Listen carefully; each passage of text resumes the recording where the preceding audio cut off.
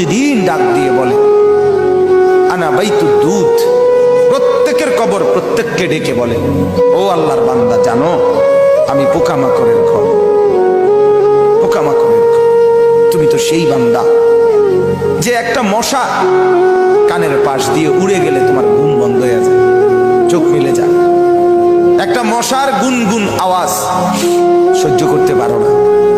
একবার কয়েল, একবার অ্যারোসল, একবার মশারি, এরপরেও তুমি চাও যে একটা মশাও যেন আমার কানের কাছে গুনগুন না করে। তো 5 ঘন্টার ঘুমের জন্য, 6 ঘন্টার ঘুমের জন্য বান্দা এই যত্ন নিলা, অনন্তকাল কিংবা বছরের পর বছর কবরের যে ঘুম দিবা, পড়ে থাকবা সেই ঘরে, পোকা মাকড়ের ঘর, সেই ঘরে তুমি ঘুমাইবা কেমনে, থাকবা? আমার বাপ, আমি